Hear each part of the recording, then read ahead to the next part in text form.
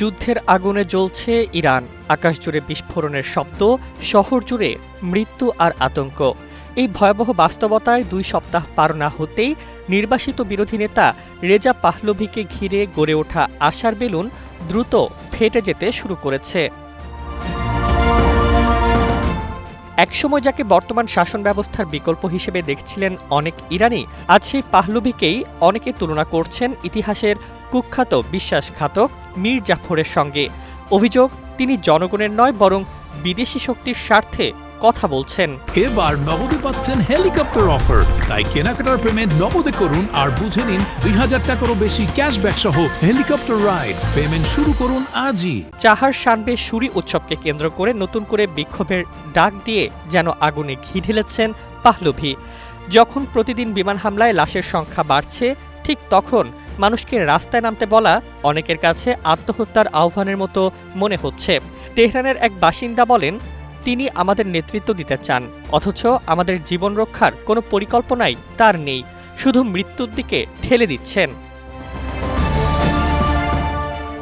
স্মৃতি এখনো তাজা।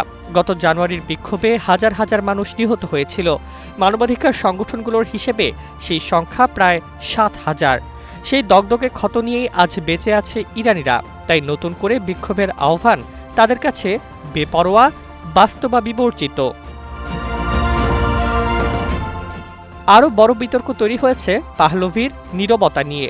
অভিযোগ উঠেছে, মার্কিন সেনাদের মৃত্যুর ঘটনায় শোক জানালেও নিজ দেশের সাধারণ মানুষের মৃত্যুতে তিনি প্রায় নিশ্চুপ। মিনাবে নিহত স্কুল শিক্ষার্থীদের জন্য কোনো সমবেদনা না জানানোয় ক্ষোভ আরও বেড়েছে। এই দ্বিমুখী আচরণ অনেকের চোখে তাকে বিদেশি শক্তির মুখপাত্র বানিয়ে দিয়েছে। গোরগানের এক বাসিন্দা বলেন, আগে কেউ পাহলভির সমালোচনা করলে তাকে সরকারের দালাল বলা হতো।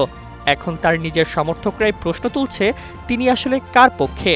বিশেষ করে ডোনাল্ড ট্রাম্পের বক্তব্যের সঙ্গে তাল মিলিয়ে পাহলভির অবস্থান পরিবর্তন অনেকেই হতাশ করেছে। বর্তমান ইরান যেন 2 আগুনের মাঝে। একদিকে যুক্তরাষ্ট্র ইসরায়েলের হামলা, অন্যদিকে নিজেদের নিরাপত্তা বাহিনীর কঠোর হুঁশিয়ারি। পুলিশ সরাসরি গুলি চালানোর হুমকি দিয়েছে, ফলে উৎসবের দিনেও রাস্তায় নামতে ভয় পাচ্ছে মানুষ। এই ভয়, ক্ষোভ আর অনিশ্চয়তার মাঝেই ধীরে ধীরে ম্লান হয়ে যাচ্ছে রেজা পাহলভিকে ঘিরে গড়ে ওঠা স্বপ্ন।